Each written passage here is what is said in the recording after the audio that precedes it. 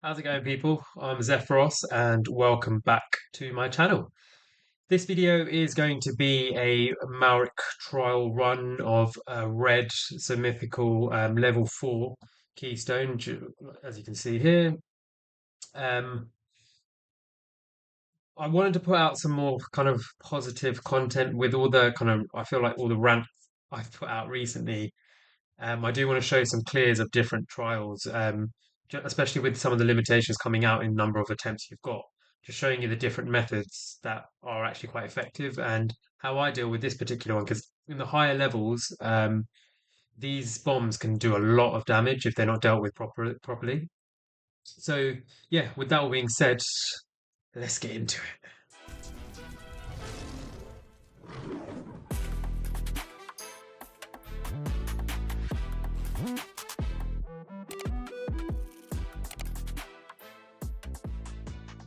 So let's start by looking at obviously what the handicaps will be for this keystone. So obviously, like I said before, we've got the suicide bugs in this one. Got the ghoul hounds.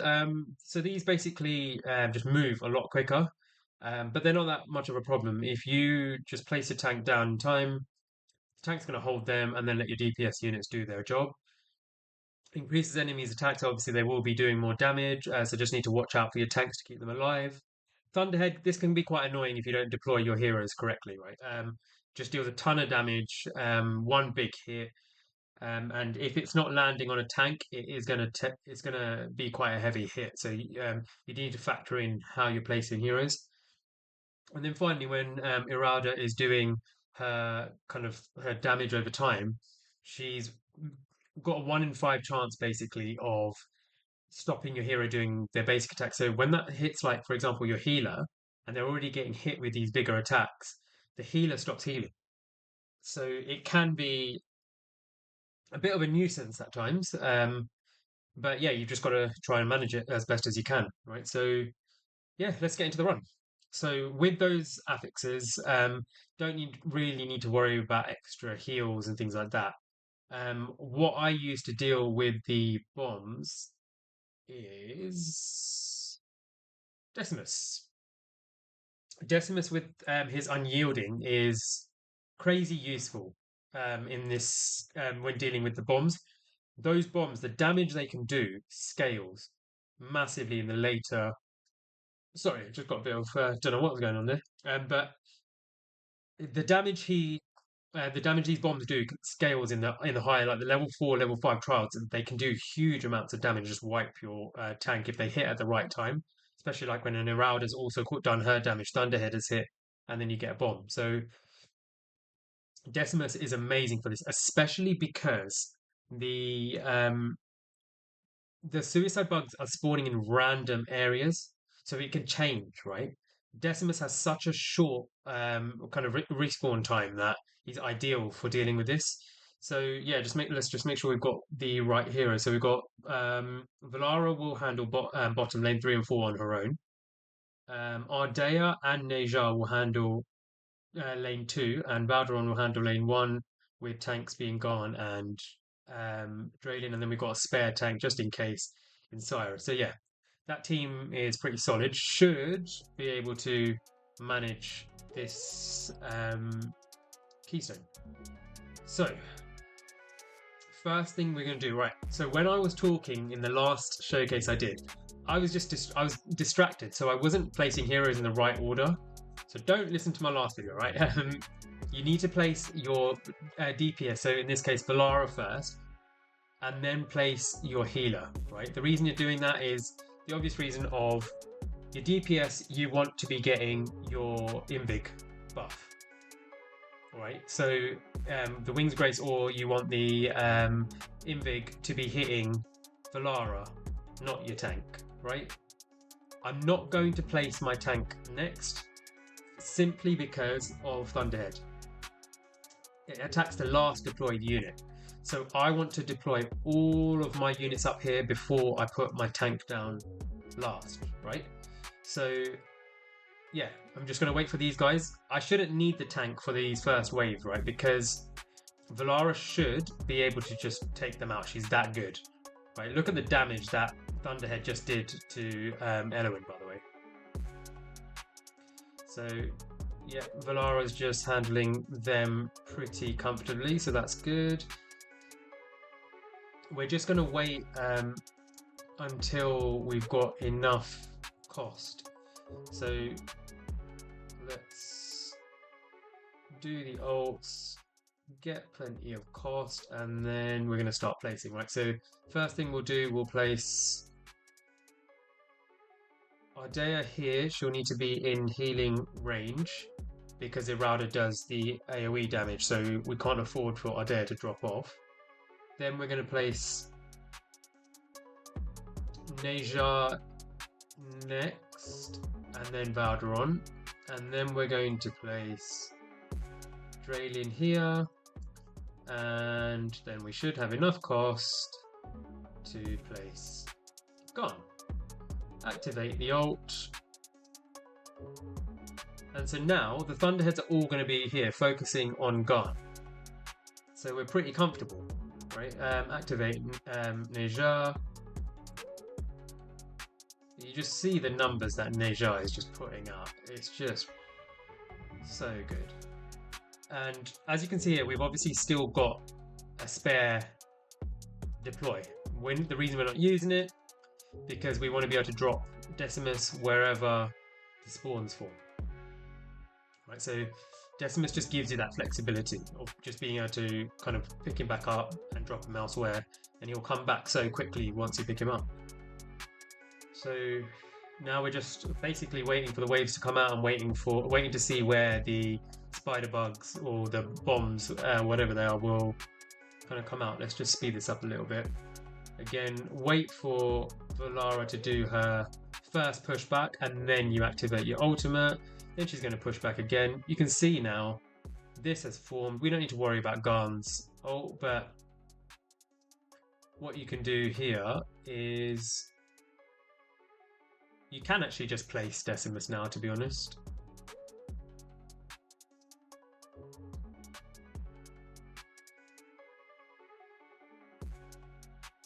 And Decimus should last long enough to take care of that, and then you can just pick him back up. And so look, that Decimus just basically makes this irrelevant. So useful for this trial. Oh, nice. I didn't even actually check, but sweet. Okay, we've got the Goblin King, which means that we get a red chest for this one. That's always good. So Valara's doing her thing. Let's activate Neja now, so that I'm not going to activate Gon. I'm not going to activate Valderon, because with Neja in ult, I shouldn't need to. Like, look at the damage. Like, it's just so good. He is so good. And so now, just more waiting, really. It did just reset, right? Nope, didn't. I was about to put Decimus down. The good thing I didn't, because that portal was going to form somewhere else now. So same thing again, really. Wait for the pushback. Activate the ult. And Valara will do the rest. So this one's here. So we're just going to place Decimus. We'll activate Valderon now, so that he'll just take care of business up here.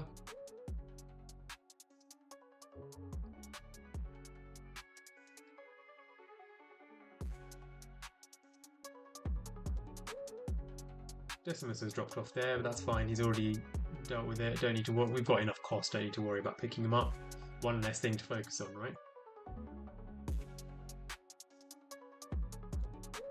And so yeah, more of the same, really. Now I always say, with these things, I get impatient, right? I just want to put it on 2x and just breeze through it. But when you're trying to clear these keystones, you just need to take your time with them. As long as they are, it's just better. Just take your time. Don't rush it. Just so you don't make mistakes.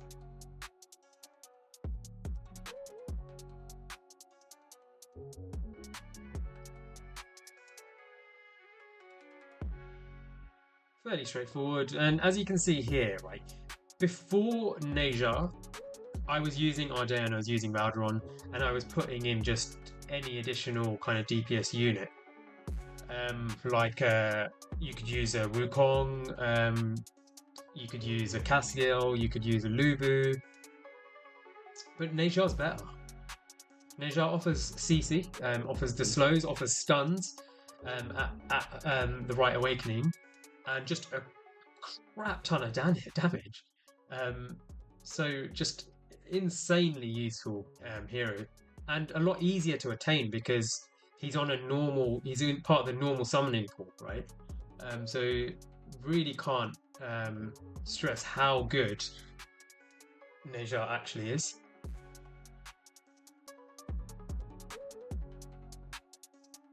So now we're just waiting. We just want this boss to be coming out so that we can just take her out, just make everything simpler.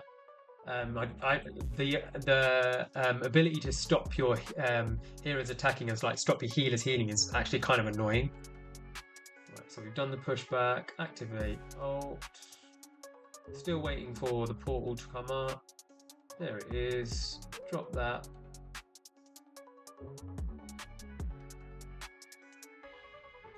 Again, Valara should handle this pretty comfortably. Yeah, no problems.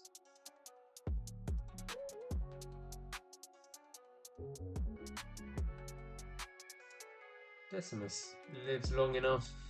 No problems there. Let's just activate Valderon. There we go. Don't need to activate anyone else.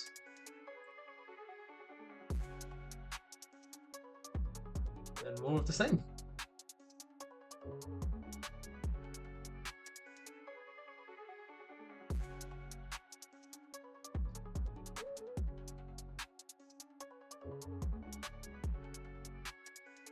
So just gonna activate Garm there because it looks like a few of them are still getting through. Let's just activate Neja. Put some heals down just to make sure that Drayden doesn't drop off.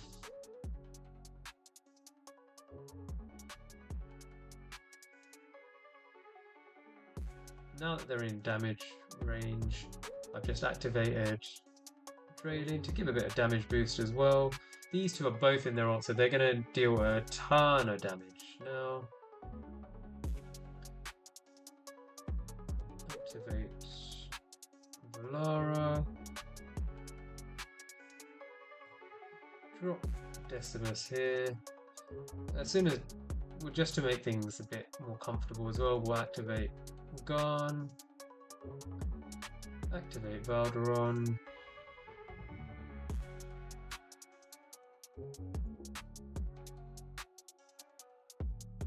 Get the heals going so people don't drop off.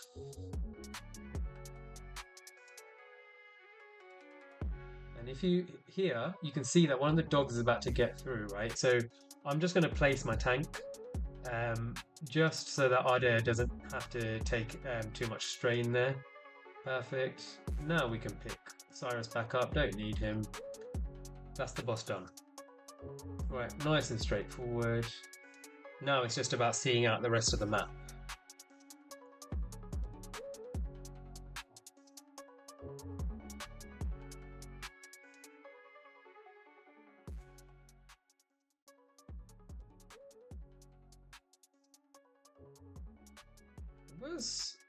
Were the bombs there? I can't even remember, but let's just activate. I don't think I need to place Decimus. I think the Decimus has already handled that. Activate Neja.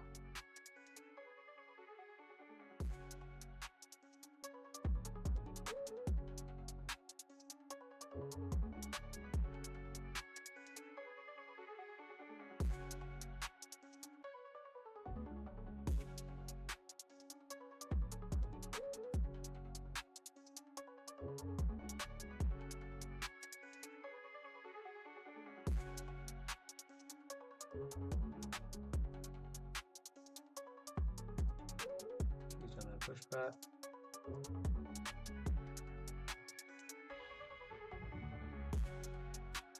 Place Decimus up there. Activate Gun. We'll activate Valderon.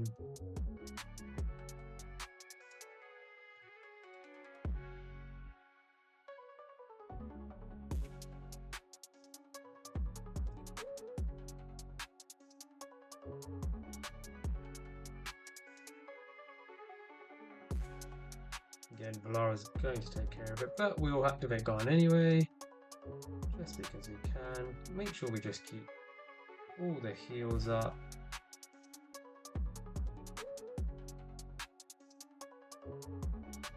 Didn't need to activate both of them at the same time. Probably shouldn't have actually activated them all at the same time, but it's fine. I just activated Valara too early there, but it's fine. It's not a big deal. Oh, forgot to put Decimus up. No biggie. And so do you see, like, the moment I put it on 2x, I start making mistakes because I'm just focusing on a lot of things at the same time. Let's just drop this down. Activate alt. Najar's just going to delete everyone. Wait for the pushback. And activate.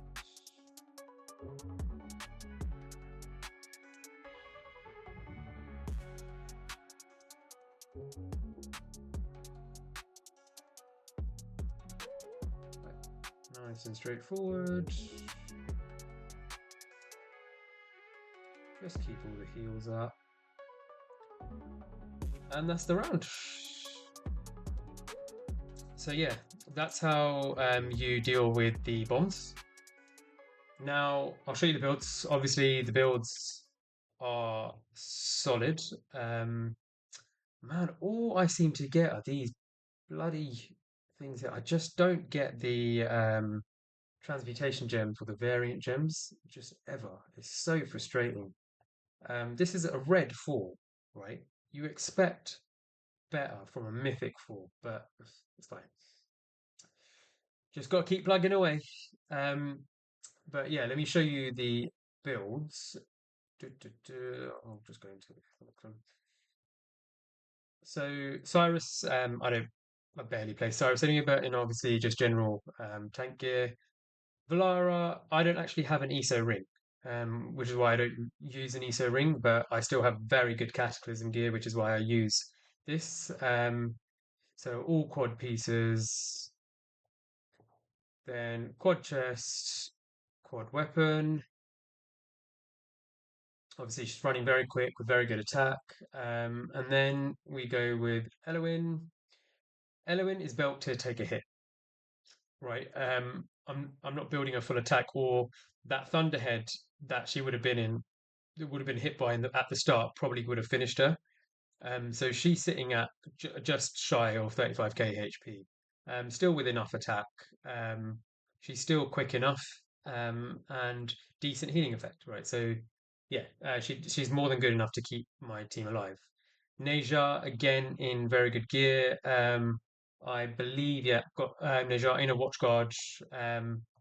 ESO Kata ring, sorry, just for that increased damage. Quad amulet, quad bangle, insane god tier chest, and god tier weapon. Sorry, I haven't shown you artifacts because I don't have his exclusive. Sorry, fully leveled. I just use a Shattered Hilt. It's more than good enough. Um, Valara is in her exclusive artifact. The Bastion Ring, I believe it tires bomb. Yeah, tires bomb. Decimus does not really matter what build Decimus is in. I've just chucked him in tank gear. Don't need to. Okay, you can chuck him in whatever you want. No problem. Gone again. You want him in Bastion Ring and tank gear. Ardea is built in SA just because my SA gear is better than my Infernal Raw. And because she ults so much, she's going to hit max stack really quickly, right? So yeah, and then Valderon is in Infernal Raw. Again, really good gear. decent speed, very good crit damage and attack. I think he's actually 30k. Yeah, 30k attack. Um, Imrit, I didn't even place Imrit. You could just put no gear on Imrit, but Imrit, he's in BPK. I must have auto quit this. But he's just there for his passive where he boosts damage, right?